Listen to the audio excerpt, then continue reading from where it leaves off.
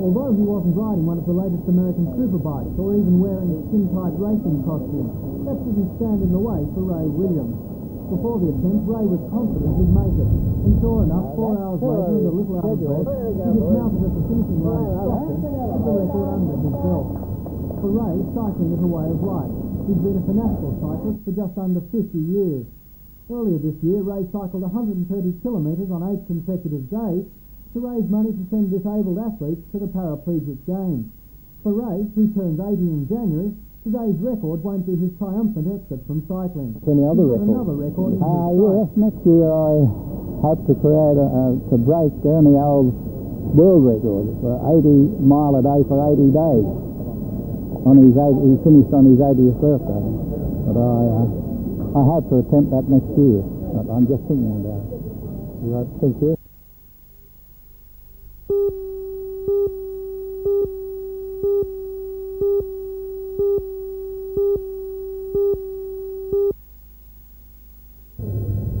When the riders lined up for this afternoon's 50-kilometre stage from Raymond Terrace to Stockton, Hickman was clinging to a narrow 8-second lead over Polly.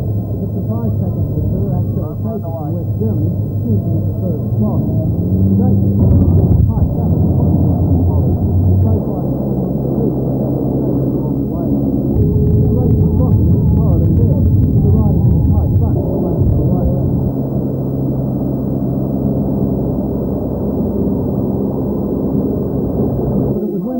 Swept into Stockton for the 20-kilometre criterion stage that the real action began. It was British cyclist Dino Davies who took the bit between his teeth and broke away from the bunch after just a few legs of the 10-lap sprint. On the 5th lap, the Flying Englishman had a lead of 250 metres over the rest of the field, and it didn't look like anyone would catch him. But then on the 6th lap, the pile-up occurred and knocked several of the top contenders out of the race. Several cyclists claimed American Furlow Rogers had collided with the lead, and both riders had ended up on the ground. Coming around on the 7th lap, both reporting injuries and were way back in. That Rogers was in the same team as Hickman, and that he knocked out Hickman's main threat was bound to lead to controversy. The spill also took its toll on Australian riders, with Queenslander Russell Tucker getting caught up in the fall and leaving Stockton in an ambulance with a broken collarbone.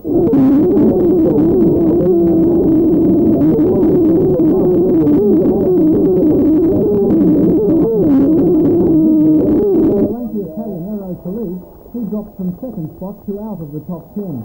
Los Angeles gold medalist Kevin Nichols was also knocked out in the afternoon stage. He fell foul with the judges and was disqualified for being towed by another rider.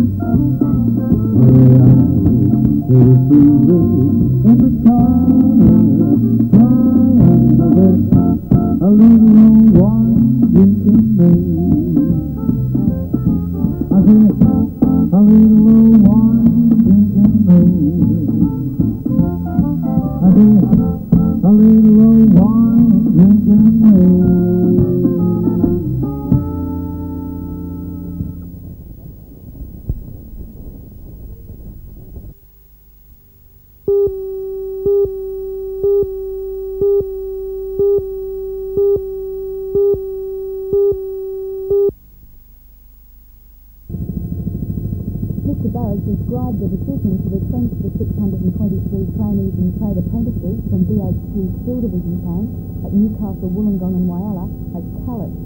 He said in the light of BHP receiving federal government assistance under the steel industry plan and reported profits for the last financial year of more than $620 million, the retrenchment should not have been necessary. I think in terms of the level of unemployment in the area, the fact that the government made this massive allocation of public funds to assist the BHP out of a difficult period, that the trade union movement lent its support to the allocation of that public fund, then we believe that they have a responsibility to the public in general. Do you think it's inconsistent for the company on the one hand to be recording profits in excess of $620 million and to be receiving the assistance package, and on the other hand to be retrenching these workers? I think if we look at the company's role in the current period, be it their role in the coal industry, their role in the steel industry, then quite frankly I believe that they're acting like corporate bushrangers. They're holding Australia to ransom, they're saying stand and deliver, while they seem to have sole motivation through the maximisation of profits with people who they employ.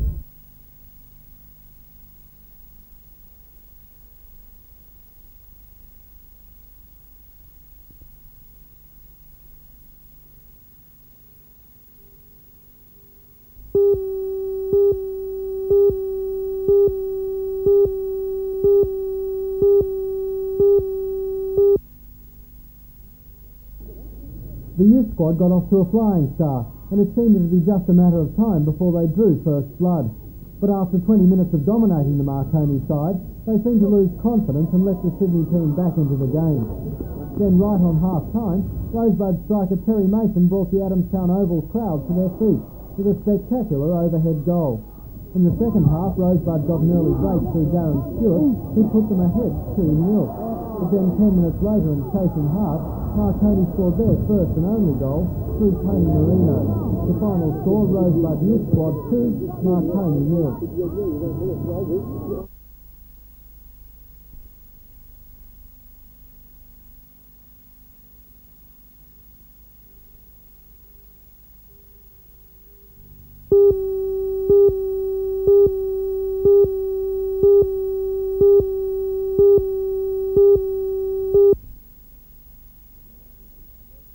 Good morning everyone and welcome. You know, I'm delighted to say that the New South Wales Government has announced that they're abolishing, that's the word, abolishing, stamp duty on the transfer of debentures, notes, etc., etc. And this is certainly a welcome and long overdue move, and one that was fully expected. It's quite obvious that we've matured quite dramatically in recent years in the sense of investment sophistication, and full marks to the New South Wales Government for leading the field. I don't think it'll be very long before the Victorian Government and other governments follow suit. Now what this means is, and I'll quote the existing situation, if you want to buy or sell company debentures through the stock market, the secondary market as we say, the buyer will pay 30 cents for every $100 worth involved, and the seller will also pay 30 cents in stamp duty for every $100 worth involved. Now that's 60 cents per $100 worth. It may not seem much, but it certainly didn't appeal to people in the course of changing over from one type of debenture to another or in selling. So what the government is doing is creating a very important secondary market.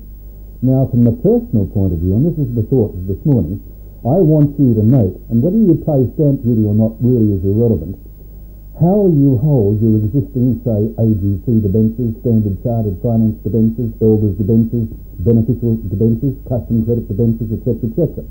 Because if you're holding them in joint names, and you're a taxpayer, e.g. the husband, and your wife isn't, and you're holding, I once again repeat, these investments in joint names, in the very near future it will cost you absolutely nothing to transfer out of your joint investment into two separate investments. It may be into one investment depending upon one's tax position. Now I don't want to overwhelm you. The legislation must be finally approved, but it won't be very long before, as I said, stamp duty will be abolished. That's going to be a great thing for the state of New South Wales, and from the personal point of view, as I mentioned, a great thing for people who want to change the style of their investment. That's the right way to express it. Think carefully about what I've said, and I'll see you next Monday.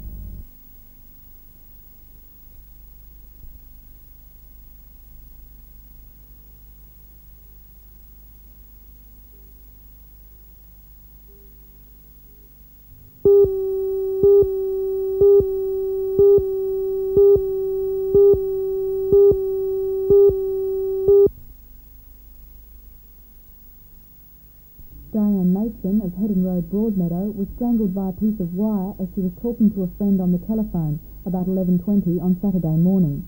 The friend, disturbed by what she had heard, contacted someone who lived nearby. Police and ambulance were alerted, and although ambulancemen were able to revive the woman, she died in hospital a short time later. Her dog was also stabbed to death. Police believe her 10-year-old son, Scott, who was out when the murder took place but returned shortly after, may have narrowly escaped, becoming a second victim.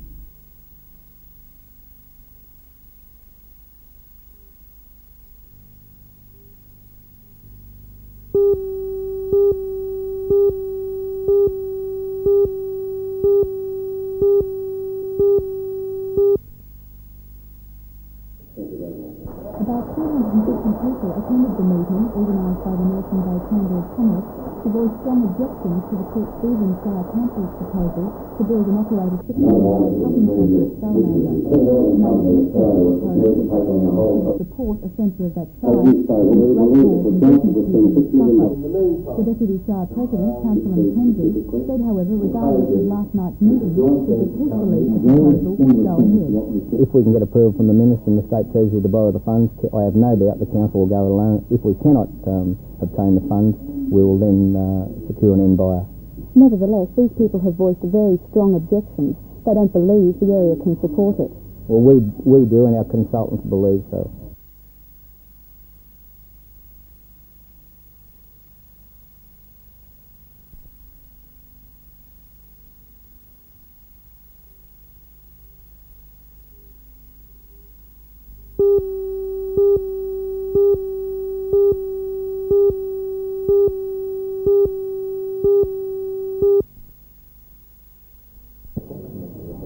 Great Lakes Shire Council Deputy President, Councillor Tom Penn, said a committee formed from representatives of sailing, boating, ski and yacht clubs and also hire boat operators was formed at last night's meeting proposing a proposed ban on motorboats and restrictions particularly use of vehicles on beaches and angling rights. The National Parks and Wildlife Service is negotiating with the Maritime Services Board to have the restrictions introduced following the recently released management plan for the area.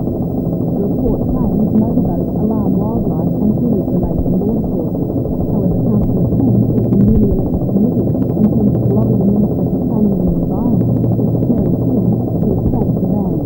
I would like to see a little bit of rationalisation with the National Parks and Wildlife, in the sense that I think that we can work together. It's our park as well as theirs, and I feel that by proper control and proper organising, that we can all use the park to all benefit.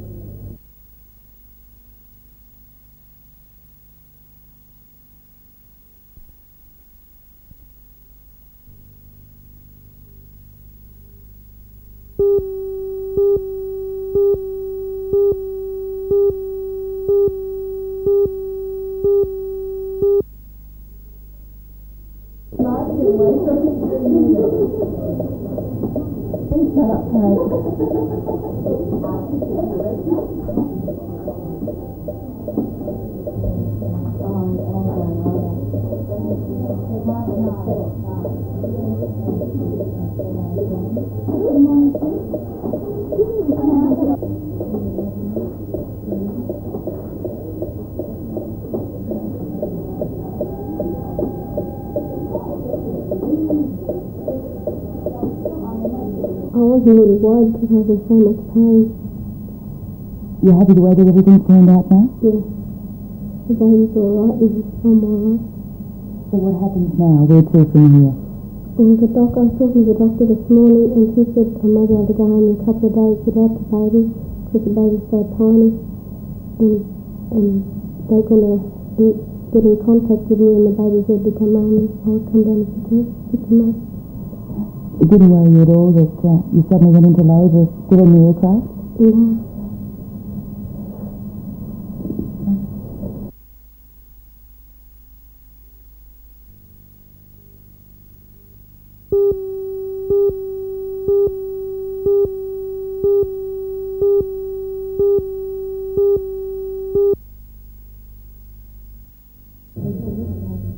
It was curiosity that lured most of the dismissed Newcastle City aldermen to the council chambers. How would be conducted meetings and where would the business papers be available the day before the meeting? Then right on the stroke of 12, Mr. Cole Saunders began.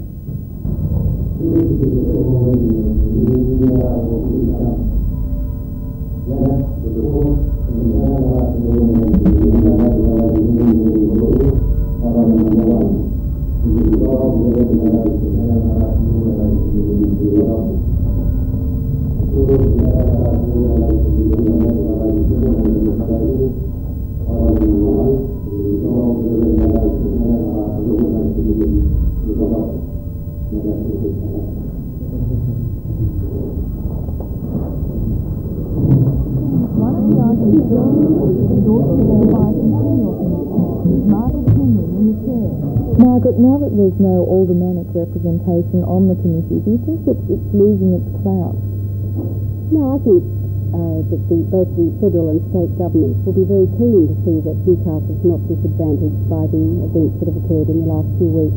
We have a very strong community committee that's representing all sectors of the community, and I think we'll be working well to make sure that Newcastle gets the best possible deal. One of the major projects will be the beautification of Newcastle's East End and the harbour foreshore. I guess the most exciting project is a proposal to tie in with the Harbour Beautification Scheme, which is jointly funded by the Commonwealth and State the Commonwealth and State governments. And this incorporates the Heritage Centre, but also a proposal to turn Port Strait into a military museum, as it should be, and to develop a maritime museum in one of the beautiful bond stores. There's a Lincoln's bond store, the Earth Gillam bond store, that would be very appropriate.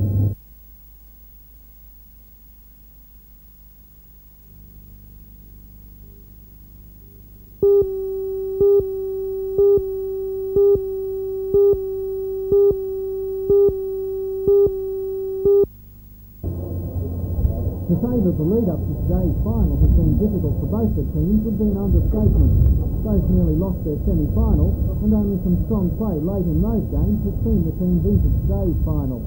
In their semi-final, Salter, Liddell and McIntosh were down by 8 shots at one stage, but managed to scrape home.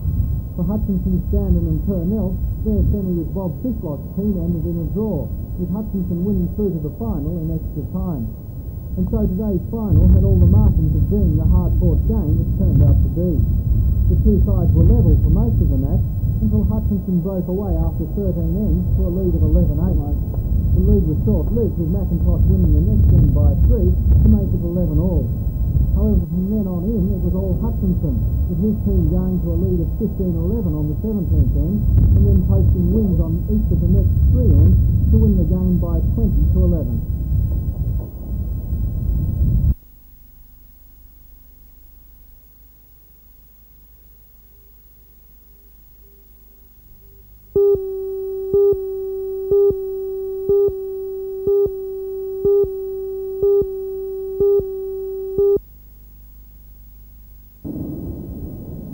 Beers have been poured and poker machines have been played on this site since the 1950s, but today's opportunity to call at Belmont RSL marks the end of an era. The club was greatly extended in 1972 with a 200-seat auditorium, but in later years the recession hit hard, and the RSL closed up in June, $300,000 in debt. Still, it's the prime tourist site, and club officials hoped it would bring $600,000 at auction. The opening bid was $350,000, and two opposing interests quickly pushed up the price. Once, $400,000. Twice, any advance, last call, $400,000, done, finished, sold. $400,000 was the reserve price, paid by a family of restaurateurs from Sydney. The buyers intend to redevelop the site into a nightclub restaurant as quickly as possible.